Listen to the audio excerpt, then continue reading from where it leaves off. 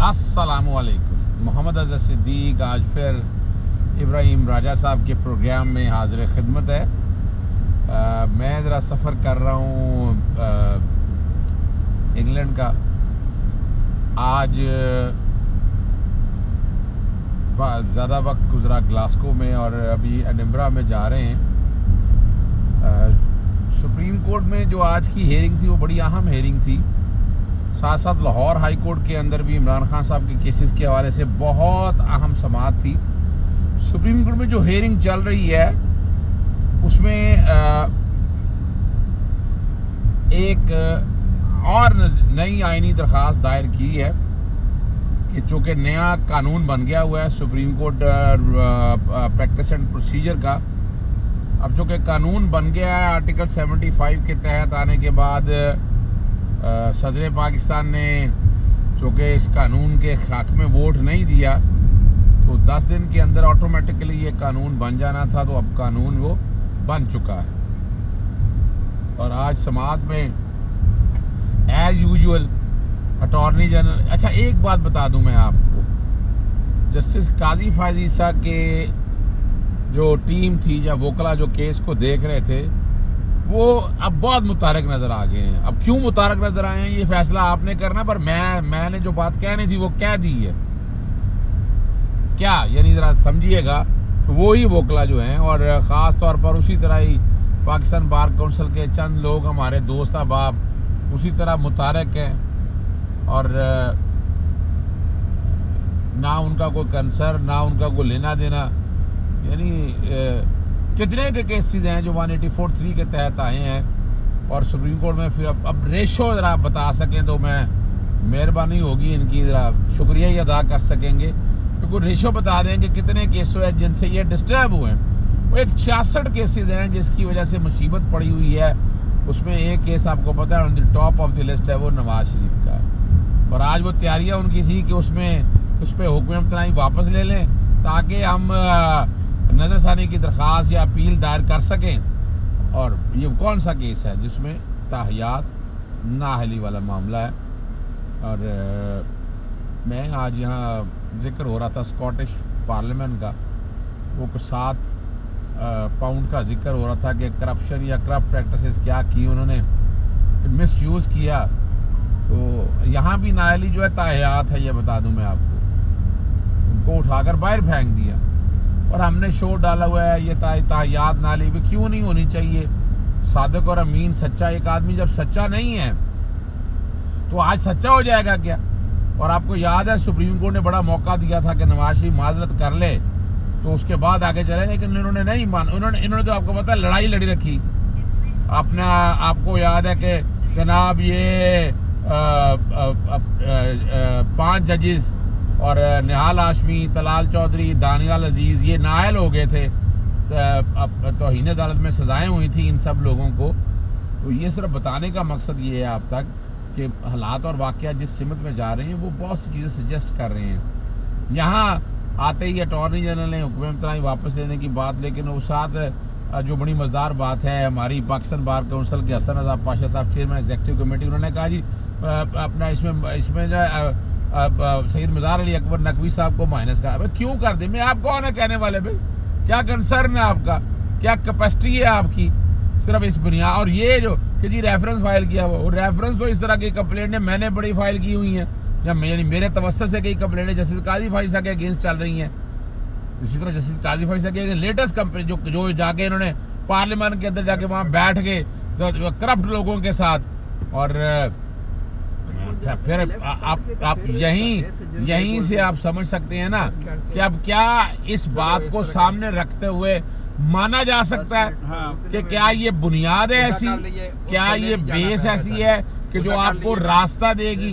यानी सिर्फ इस बुनियाद के ऊपर और इसमें तय कर दिया कि जैसे इफ्तिखार चौधरी साहब के केस में तय हो गया कि जज को अगर निकालना है तो वो रेफरेंस, और जैसे काजी फायजी से का केस का भी जिक्र हुआ कि उनको काम करने से नहीं रोका जा सकता जब, और सुप्रीम जुडिशल काउंसिल में पेंडेंसी यानी रेफरेंस पेंडिंग होने से कोई फ़र्क नहीं पड़ता है। और रेफरेंस है भी क्या, हवाई बातें हैं, उन हवाई बातों से क्या लेना देना है। तो निकालना जाए सुप्रीम जुडिशल काउंसिल जब निकालेगी तब की बातें हैं। अभी जस्टिस काजी फाइजा के बाद तो रिटर्न हो गई है ना, वहाँ आपको पता है सबूत मनी ट्रेल अभी तक नहीं आया। उनकी मिसेस के हवाले से जो इनकम टैक्स के रिटर्नों में जब टैक्स के ऑफिस में गया था तो 10.5 करोड़ की असेसमेंट की प्रॉपर्टियाँ खरीदी हैं। कोई गालबन 1.5 करोड़ के करीब उनकी आमदन थी उन सालों की, तो 9 करोड़ तो अनएक्सप्लेन था। और ये 9 करोड़ ये भी था कि ये पैसे भेजे हैं बाहर उनको पढ़ने के लिए। अगर पढ़ने के लिए भेजे हैं तो फिर प्रॉपर्टियाँ कहाँ से खरीदी हैं? तो ये मनी ट्रेल अभी तक नहीं आ सका। और सुप्रीम कोर्ट की जजमेंट का माइनॉरिटी जजमेंट में ये वाज़ेह तौर पर आ चुका है और नया कानून बन चुका है। फिर जो बातें इस हवाले से फिर फुल कोर्ट की इस्तदा कर दी। फिर कौन सा फुल कोर्ट, किस लिए फुल कोर्ट? क्या है ऐसा इशू जो यानी ये सिंगल जज फैसला करता है, 8 मेंबर बेंच बने और कह दिया कि बेंच कम हो सकता है, ज़्यादा हो सकता है, ये बात भी अदालत और तमाम सियासी जमातों को कह दिया कि जवाब दाखिल करने हैं। हमारी जो दरख्वास्तें दायर की हुई थी उस पर भी नोटिस हो गए हुए हैं और वजाहत देनी है, यानी जवाब देना है इन सब ने कि लेटेस्ट क्या यानी पॉइंट ऑफ व्यू क्या है। और का बड़ा अहम केस है, अपनी नौयत का पहला केस है ये, जो कि बेसिक स्ट्रक्चर से हिट करता है। एंट्री 55 का जिक्र है कि एंट्री 55 जो बात करती है फेडरल लेजिस्लेटिव 70 आर्टिकल को सामने रखते हुए कि आप सुप्रीम कोर्ट की जुरिस्डिक्शन को रिड्यूस नहीं कर सकते हैं।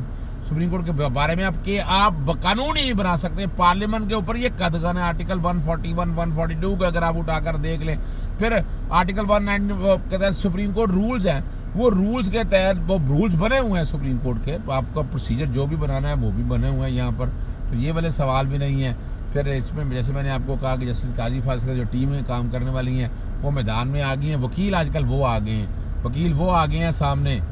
वकील जो मर्जी किया जा सकता है, ऐसा नहीं है, लेकिन ज़रा समझने के लिए ज़रूरी है ना कि हालात किस तरह चल रहे हैं और क्या किस सिमत में है। ये पोजीशन है सारी।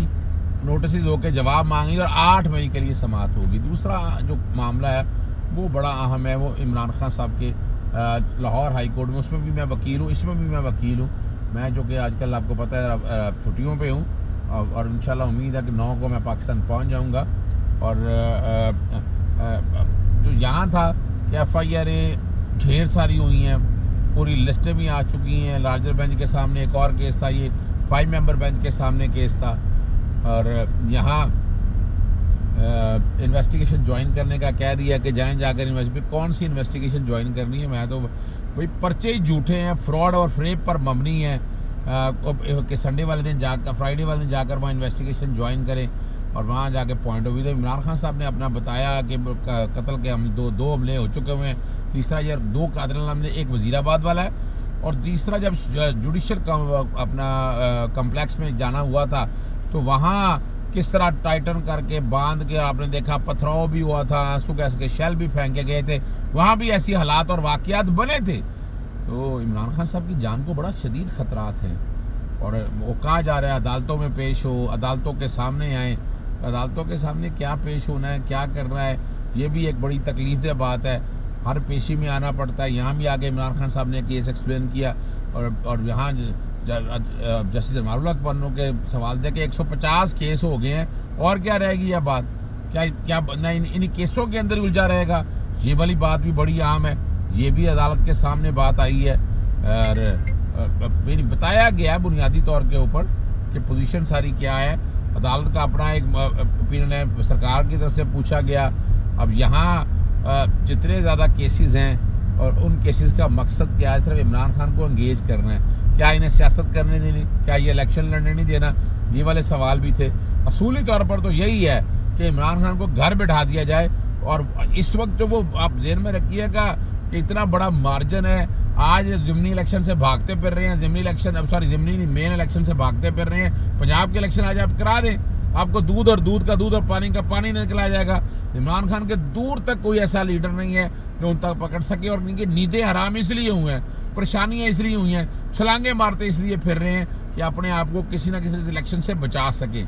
और जो आपस में बातें चल रही हैं, जो कंप्रोमाइज़ यानी इलेक्शन क्या एक डेट पे हो सकता है। 14 मई वाला इलेक्शन तो नज़र आ रहा है कि इलेक्शन कमीशन ने जो अब जवाब फाइल किया उन्होंने तो इनकार कर दिया है कि वो करा नहीं सकते, बैलेट पेपर छपे नहीं हैं। और अब क्या आगे इलेक्शन क्या होंगे या कैसे होंगे, कंसेंसस हो रहा है एक डेट के ऊपर, और जो पीडीएम की हुकूमतें हैं वो सितंबर में इलेक्शन चाहती हैं। सितंबर में इलेक्शन गए तो मिलने नहीं है, ये आपको जुलाई, जैसे जुलाई गालबन 25 या 24 जुलाई को इलेक्शन 2018 में हुए थे, तो आज भी इलेक्शन जो है वो आप जुलाई या अगस्त में करा सकते हैं। अगर जुलाई या अगस्त में आपने इलेक्शन आगे लेकर गए तो मुझे तो नज़र आ रहा है कि बहुत मुश्किल हो जाएगा, फिर इलेक्शन दोबारा नहीं हो सकेंगे। इब्राहिम राजा के प्रोग्राम से मुझे इजाज़त दीजिएगा। अस्सलाम वालेकुम, अल्लाह हाफ़िज़, पाकिस्तान जिंदाबाद।